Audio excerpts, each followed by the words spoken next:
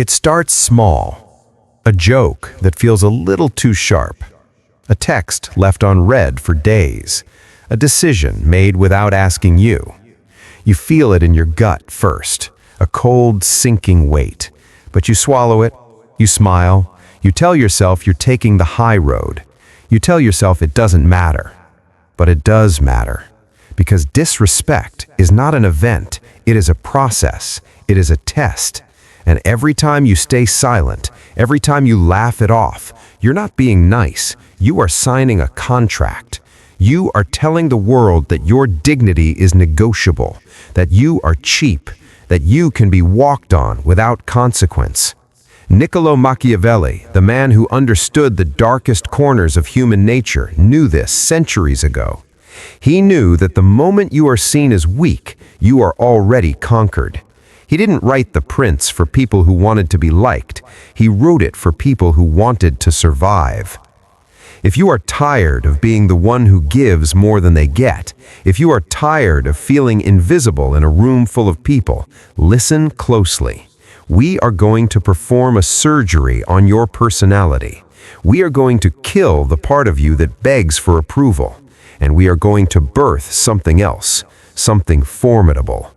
But first, we must answer the question that haunts you in the middle of the night, the question you are afraid to ask because you already know the answer. Why do they do it? And more importantly, why do you let them? There is a psychological trigger you are pulling every single day that invites them to treat you this way. You are doing it right now. You are doing it with your posture, your apologies, and your availability. We need to find that trigger, and we need to break it. Disrespect is rarely a shout. It is a whisper. It begins small, a test. Human beings are efficient predators. We are constantly scanning our environment for hierarchy. Who is above me? Who is below me? Who can I use? Who must I fear? When someone meets you, whether it's a first date, a new manager, or an old friend, they are subconsciously testing the fence line of your territory. They lean on the fence. They make a small joke at your expense. They show up 10 minutes late without calling. They interrupt your story to tell their own. They are watching, waiting. If the fence holds, if you correct them with a look, a silence, or a firm boundary, they back off. They classify you as respect. But if the fence leans, if you smile nervously, if you say, "It's okay, don't worry about it," you have just given them permission to invade. Machiavelli observed that men are driven by two principal impulses, either by love or by fear. In the modern world, we don't need people to fear for their lives. We need them to fear the loss of access to us. When you tolerate a small disrespect, you are training them. You are the architect of your own humiliation. You are teaching them that your time is cheap, your feelings are irrelevant, and your boundaries are suggestions. Think about the last time you felt small. Maybe it was a meeting. You spoke and someone talked over you. What did you do?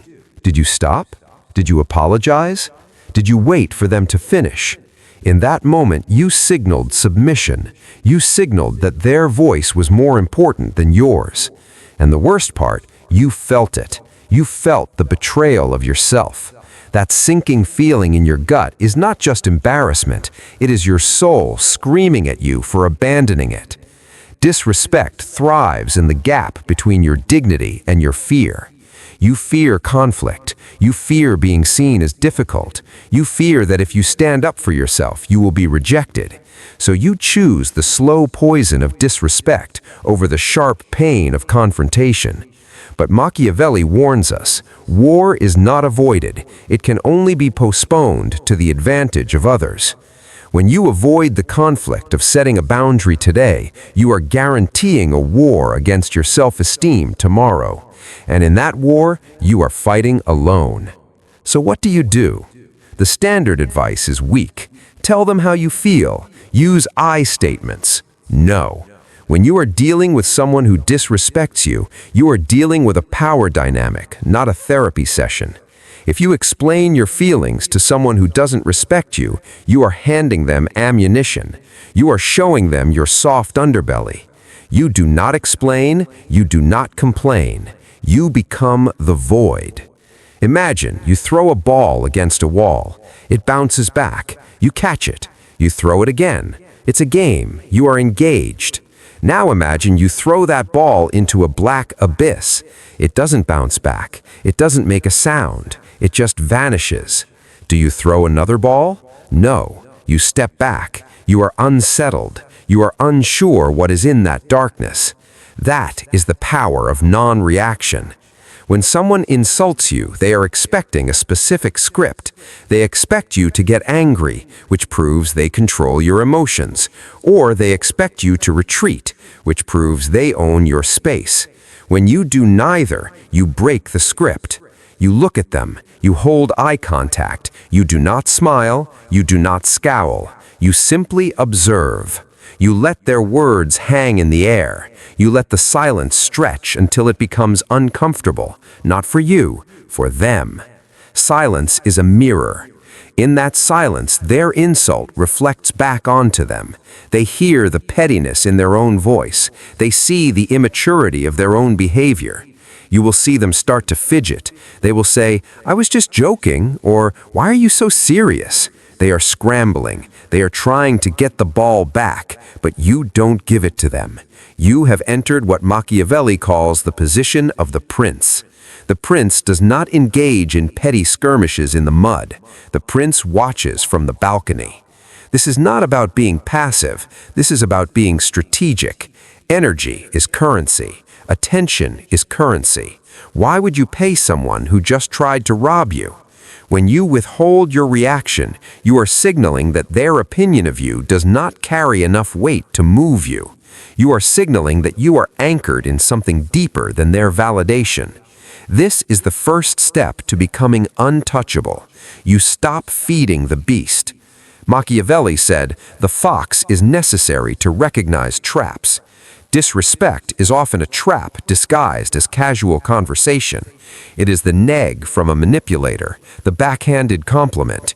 "You're actually smart for someone who didn't go to college." "You look good. Have you lost weight?" If you take the bait, if you say thank you, or if you get defensive, the trap snaps shut. The fox sees the intention behind the words. You must develop cold empathy. Hot empathy is feeling what they feel. It is getting swept up in the emotion. Cold empathy is clinical. It is a surgeon looking at a tumor. You understand why they are doing it, but you are not infected by it. Why is this person trying to lower my status? Usually, it is because they feel their own status is threatened. The secure do not need to belittle. Only the fragile need to stand on someone else's throat to feel tall. When you see the disrespect for what it is, a symptom of their weakness, not a reflection of your worth, it loses its sting. It becomes pathetic. You stop thinking, "What is wrong with me?" and you start thinking, "What is broken in them?" This shift in perspective is everything. It takes you out of the victim role and puts you in the analyst role. The fox knows that you cannot fight every battle. If you roar at every dog that barks, you will lose your voice. You must choose where to engage. Sometimes the most savage move is to agree with them. They say, "You're so lazy." You say, "I know, it's a luxury." They say, "You're weird." You say, "Absolutely." This is a technique called fogging. You become like fog. If you throw a stone at a rock, it chips. If you throw a stone at fog, it passes right through. You offer no resistance. You give them nothing to push against. By agreeing with the insult, or rather by refusing to be insulted by it, you disarm them completely. You take the weapon out of their hand and you drop it on the floor. It confuses them. It breaks their frame. They want to fight. You give them nothing. And in that nothingness, you win. But sometimes silence is not enough. Sometimes the wolf is at the door and the lock is breaking. Machiavelli knew that while the fox is cunning, the lion is necessary to terrify. There are moments when you must show your teeth, not to bite necessarily, but to remind them that you can. This is where most people fail. They confuse aggression with strength. They scream, they threaten, they make a scene. That is not strength. That is a tantrum. True aggression is controlled. It is precise. It is a surgical strike. When a boundary is crossed repeatedly, silence is no longer an option. Now you must enact a consequence. But here is the Machiavellian key. The consequence must be action, not words.